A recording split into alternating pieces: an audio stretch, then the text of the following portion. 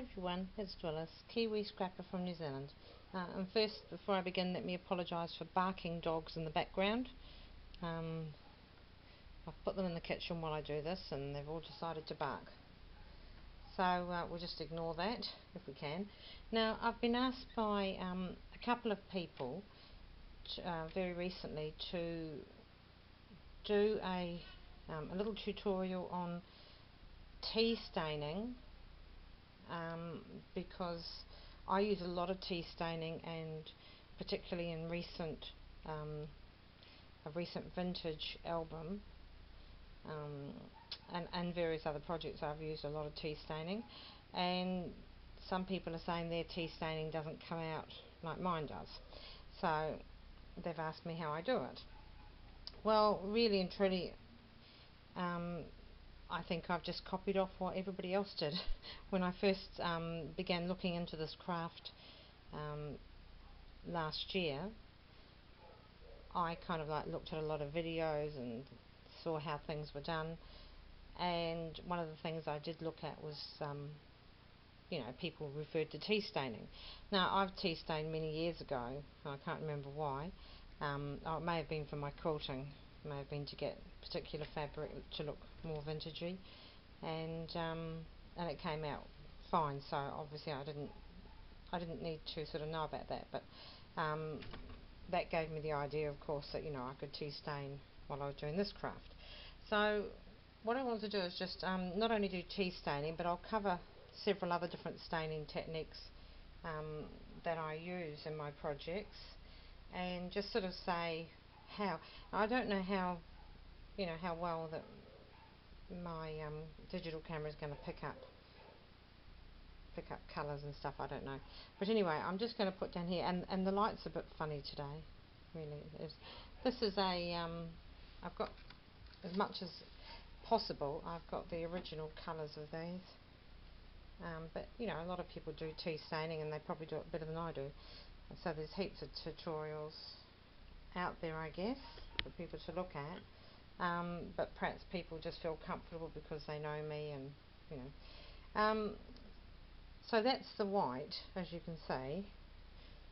That's the white ribbon, and this is just, it's been tea stained. So you'll see there, just to give it a more vintagey look, that's just totally changed the colour. I don't know whether you can, I hope that's clear.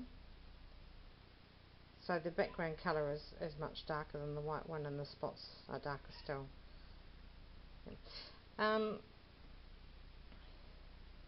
This was a white handkerchief.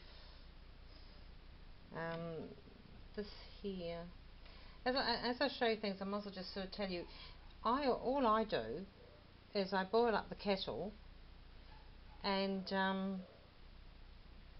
this is all tea staining I'm putting in front of you. I just boil up the kettle, and when it's boiling, I grab 4 tea bags, because I like to do quite a lot all in one go. I do four tea bags. If I want it really dark, or I've got a lot of stuff, so I'm going to add more water, I'll put 5 tea bags in. If I've only got 2 or 3 little items, as recently I did a few days ago, I only use 2 tea bags. And obviously, it's trial and error as to how much you put in, how much water you put in. Just kind of like, I pour the boiling water into a bowl, and then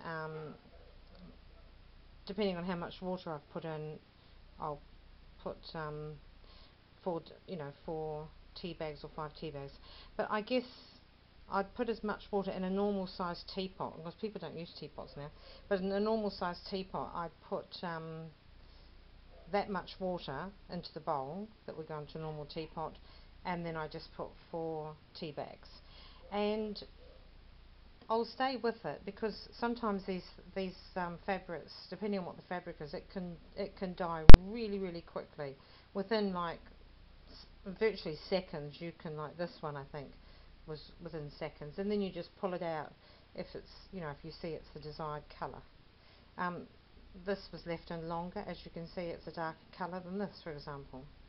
This dyed very quickly, and that's, I had everything sitting here, and now I can't find anything at all. Isn't that weird? I had it all just sitting there. I don't know where the heck things go to. Oh, I don't know. What I've done with things. No, I can't find them at all. But anyway, all of these were originally white. This one dyed very well, and it came out to be this gorgeous champagne-y colour, dark champagne, just beautiful. There's just different tones depending on the fabrics. You can see, like this Broderie Anglaise, it sort of come out different. But having said that, I wanted one that was a lot darker for another project, so I just left it in. I added another tea bag to the 4 I had at the end, stirred it around, and then popped the other piece in and left it for a longer period of time. This, for example, was this. So there's that one which you'd use for a shabby chic project, but it's too bright for a vintage. So I tea stained it to this one. And not only did it have the effect of changing colours, it turned the ribbon into a more peachy tone, a vintagey peach tone, and obviously the background lace colour is totally different. But it also actually gave it a much older look by sort of crinkling it up and shrinking it a bit. As you can see, there's just totally different, and that's absolutely fabulous for. So I'll be certainly doing some more of that. So anyway, that's tea staining, right? This also, actually, I had this. I bought this off eBay, which is a bright turquoise, and that's okay for shabby chic. But I wanted it for a vintage project, so I tea stained this, and it turned into that very nice vintagey greenish colour. I wasn't actually sure what colour it would turn into, but you know, you try these things, and sometimes you're very pleasantly surprised. So, like, you know, that's totally different colour than what I've got from the rest of it. Yeah, there's the actually that's the cream colour this was before I tea stained it. So it wasn't a white to start off with. This one, it was a cream, and it became like that. So some of them start white, some of them are cream. Just depends what, you know, what's going on. Now, avocado. These are dyed with avocado skins.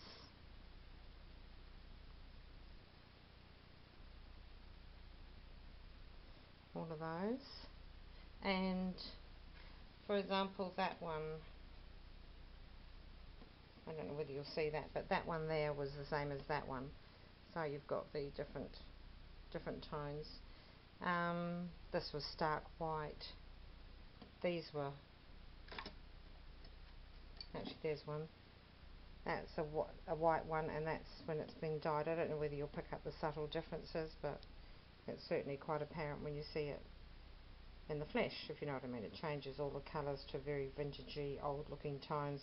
That's sort of gone on lemony colour, whereas this is white. These have gone peachy colours, whereas this is more pink. Yeah, and the whole background and all the edging. So with avocados, I actually just looked on tutorials on YouTube. There's lots of good ones out there, and I just got 2 average size avocados. You pick the really dark skin coloured ones, so the darker the skin colour the better. If you can possibly pick the ones that have got a lot of brownish reddish tones in the skin colour, those are the ones you're looking for, not the green ones. So I mean, I love avocados, so that's alright. I ate them as they went along, and my husband did. You just, you know, scoop out all the flesh, and you put the skins, so that's 4 halves, into a pot of boiling water. And just let it boil away, and quite quickly you'll see that the whole water changes colour, and then you strain it, because you know there might be little bits of avocado floating around. Just strain it, remove the skins, and pop these in. And most of the time I had to leave these for several hours. It's not as quick drying as tea staining is, so you need to leave it a lot longer. I think some of them I've even left overnight. So yeah, that's avocado skins, and these were all mainly white when they started off. So that's cream background, so you can see just totally different. So that's good, gives a nice vintagey look. Now, red cabbage. Red cabbage gives the most glorious lavender and lilac shades and surprisingly some blue shades. So these are all red cabbage. That's the blue shade from red cabbage, and that's the blue shade from red cabbage, and it's all dyed the same and all dyed in the same batch. They just came out different colours. So that was actually a pleasant surprise when it came out blue, because now that was just a plain white and it came out blue. And that's the same piece as I tea stained over here. So that's the fabric that was white, that's the fabric tea stained, and this is the fabric stained with red cabbage. It just makes your makes your laces and trims go so much further if you can actually start to really get into this, because you can get the colours you want, which you often can't. That was the cream, the natural I bought. That's after it's been dyed in red cabbage. So, and it doesn't give a smell, I must tell you. That's the trim that I use there, and this is the same one dyed in red cabbage. So you can see it just gives these lovely, lovely tones, fabulous tones. And these are all the same. These all started off the same tones as this. These ones are all Brodere Anglais, and they've gone all cabbagey. And this trim here that's nice and pale lilac now, it was white, but this is the same trim tea stained. So you can just make you can make your trims go so much further by just doing a little bit of it is trial and error. Now, I decided when I'd finished a tin of beetroot that I was going to use the beetroot for dyeing, and I dyed some flowers very nicely off a placemat. I haven't got the white versions of this. I did have. So I tea stained the other day. Not tea stained, I beg your pardon. I beetroot stained, and this is just from the tinned beetroot that you get. You drain the tin off, and this is all I did. So this is what I got for that.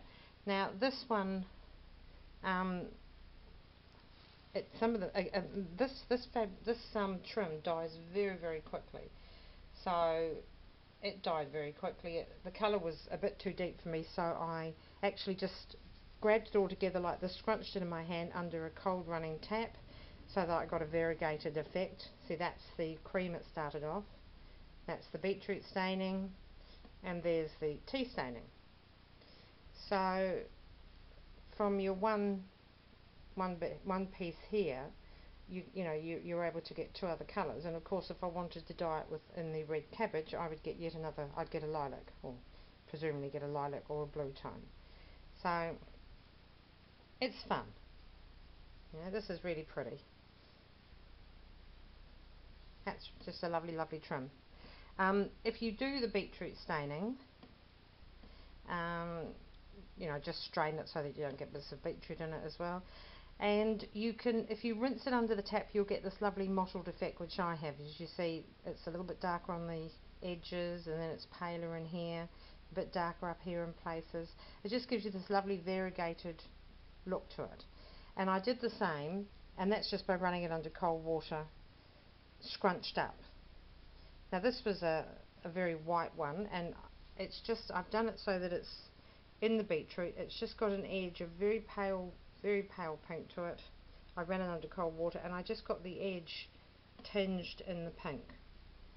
So the rest of it has sort of become a duller white, but the edge is very, some of the edges trimmed in the beetroot.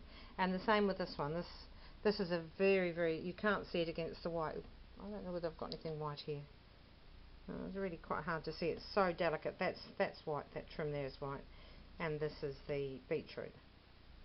And it's just a very, very delicate shell pink, because I just sort of dipped it in, swished it around. I didn't rinse that one out. I just did it really quickly, so that it just, some of the areas just took up this lovely, lovely pink, very, very shell pink tone. And the same for this. If I was to put that next to white, you'd be able to say, oh, hold on, that's a white. You'd be able to see that there's a pale pink. Well, you may not be able to actually on the camera. Just a very pale shell pink tone. So that's how I did all of those. So yeah, you just experiment. Don't be afraid. If you're worried, just take a small piece of each trim and when you've got the desired colours, you'll know that, you know, that's how you do it. It really is trial and error, and it really is a matter of sort of standing by and just looking and seeing. You don't obviously have to stand there for 6 hours. You know, you just keep coming back to it all the time, every quarter of an hour. That's what I do. And as I say, some of the avocado ones had to stay in overnight. So it's so there you go. I hope that's been of some help to you. You know, if you've got any queries, just stick them in the comment box and I'll get back to you. Anyway, okay. Well, thank you for watching. Bye.